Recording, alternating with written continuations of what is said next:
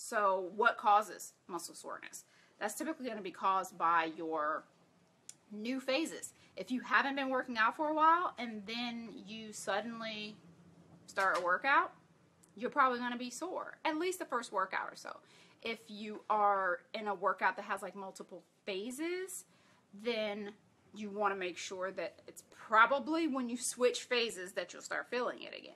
If you are in a workout where you're lifting semi-heavy and then you increase the weight or you increase the amount of reps that you're doing, then you're probably going to feel a little bit more muscle soreness. So your muscle soreness is going to be dependent upon whether or not it's a new phase for you. If you're going from couch potato to suddenly working out, you're going to be more sore than a person who has been doing that workout over and over, because your body starts to adapt to that soreness.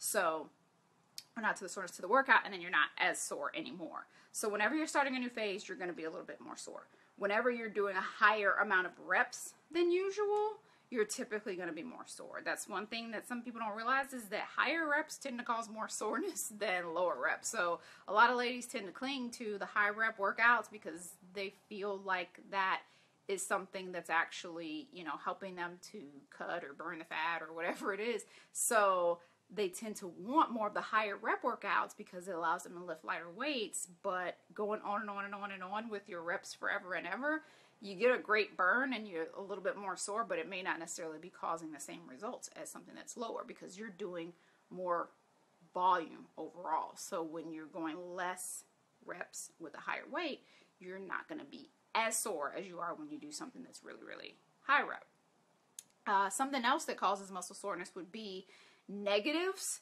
or the negative portion of a movement. So whenever you're doing an exercise that has a little bit more stretching involved, or you're doing the reps like very slow pace, like different intensity techniques, so maybe where you're like lifting really fast and you take a long time to lower the weight, those types of workouts are going to make you more sore. Even if you're using a lighter weight, you're going to be more sore than usual. Or when you're doing like the types of like lunges where you're like pulsing at the bottom and you're just kind of like staying in that stance before you come up, things like that, where it's elongating the muscle for a longer period of time. When you're doing those types of workouts, pulsing lunges, going really, really slow on releasing the weight and then coming up fast, or, slow paced reps, things like that, those are going to cause the muscles to be a little bit more sore. Higher reps going to cause them to be a little bit more sore. Higher volume, meaning just like doing more sets than usual. So if you're used to doing like 3 sets of 10 and suddenly you start doing 5 sets of 10, that's going to cause a little bit more muscle soreness. Doing things like supersets, drop sets, things like that, the different intensity techniques, a lot of those things tend to cause more muscle soreness than usual. But again, anything that you weren't doing has that potential to cause a little bit of muscle soreness. So you have one group of people that sometimes they're addicted to the muscle soreness and they feel like, if I'm sore, then it must have worked. That's not necessarily true. But then you also have the other group that's like avoiding muscle soreness like the plague. Like, I don't want to do workouts because I'm super sore. You have to find a middle ground, because not every single thing that makes you sore or that makes you feel the burn is doing what it is that you're trying to accomplish. But also, that muscle soreness can be a gauge for other people. So if you're doing a workout and it was making you really sore and then suddenly it's not anymore, then that's kind of, that's that feedback from your body that what the workout was doing, it's no longer doing for you anymore. Because that muscle soreness is your body trying to rehabilitate from what just happened to it. It means that probably, that muscle was torn and your body starts to pull water into the muscle to try to heal that area. If you just keep going at it, then it doesn't heal. So if you find yourself sore for long periods of time, then you're probably overworking that muscle. Like, you're not giving it enough time to recover and repair. If you find yourself never ever getting sore, then that could also be some feedback that maybe you need to switch things up, or that you're possibly not pushing yourself that hard. So even if you don't want to be sore all the time, being sore is still feedback from your body as to what's happening within the workout and after the workout, because most of us don't want to give ourselves enough time to recover after workouts. And that muscle soreness is a sign of what just happened, and it's a sign that that rehabilitation process is taking place, that the muscle is trying to repair bigger and stronger and more defined. And if you go hard on that same muscle again, then you might mess that up. It's not that you can't necessarily work it again, but you want to give it enough recovery time. Now, again, that sign of muscle soreness is also something that happens after a long bout of inactivity. So if you are trying to get started on your workout plan, and then you try it and you get really sore and you're like, I don't want to do that anymore because I'm super sore, then you wait like a few weeks and you're like, okay, I'm gonna try it again, and then you try it and then you're sore, and then you're like, I hate working out because I'm always sore. And it's like, well, part of the reason why you're always sore is because you keep taking these long extended breaks from working out, and every time you come back, then you're gonna be sore again. So the upside of the muscle soreness is that it starts to subside. Usually it's only for like the first week or two of a new phase, and then beyond that, you know, it may be very slight and you won't really feel it for the rest of that phase. When you move into the next phase, then you should probably start feeling it again. And if you're not, then that could be a sign that you're either not pushing, or like I said, maybe you just drop the amount of weight so the phase that you're in doesn't have the soreness. So if it's reappearing after periods of inactivity, then the only way to stop it is to stay active because the more you do, the less sore that you'll get with that exercise. If you're doing the same phase over and over, like you are working out and you're never ever sore, then it could be because there's no periodization within your workout plan. You're not switching things up enough. But some people don't ever get sore. So if you're that person and you know that you're pushing, like, I can't do 1 to 2 more reps if I tried, or, I can't eke out another, rep, set, anything, I'm maxed out by the end and I'm never sore, then you may just be the person who never gets sore. But if you're a person who does experience soreness and you're like running circles trying to avoid it, then you might also be running circles trying to avoid growth. So you have to make sure that if that's the case, that you're calling yourself out on it. You don't necessarily need to be sore all the time, but you may want to push through that week or two of feeling sore to see, does it subside?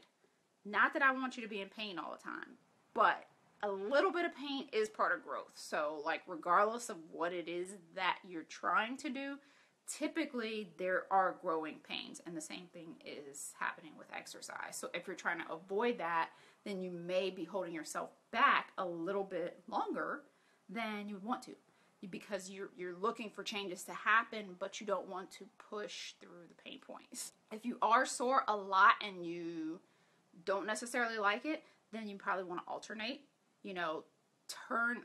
train the sore muscles maybe either really lightly or take time off. Like that DOMS, that delayed onset muscle soreness that you feel, could be your excuse to actually take a rest day and not feel bad about it.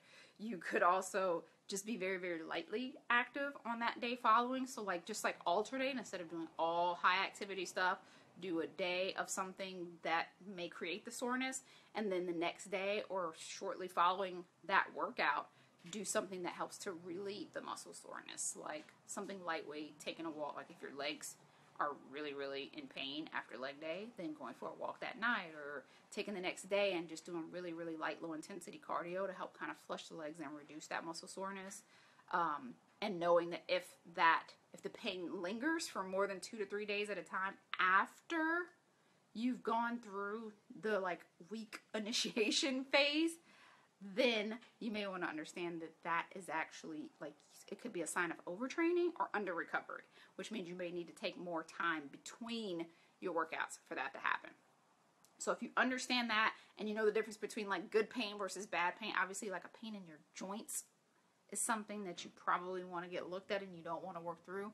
But a pain in your muscle, especially a muscle that you just worked, is often just a sign that the workout is working. And if you're wondering if you're pushing hard enough, the general thing that we give, the general guideline, is just testing and seeing, can you go 2 reps beyond what you were doing or what you're supposed to be doing, and testing yourself and seeing that. If you can, if you were supposed to do 10 reps and you did the first set, you did 10, the second set, you did 10, the third set, see if you can do more than 10, see if you can do 12, 13, 14, do as many as you can. And if you see that you've gone beyond 12, 13, 14, then next time you do that workout, you may want to select a heavier weight.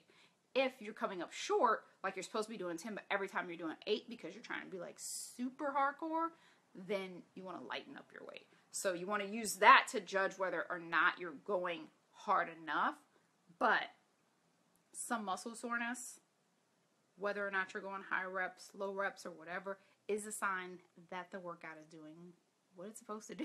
So it's hard because you want to avoid it, and if that's the case, that's fine, but just make sure that you are in a phase where that's not something that you need right now. Like if you're just in a phase for endurance and you don't really want to increase the reps, you don't really want to push harder, you're not really trying to see physique changes, you're just trying to like stay physically fit and healthy, then it's okay.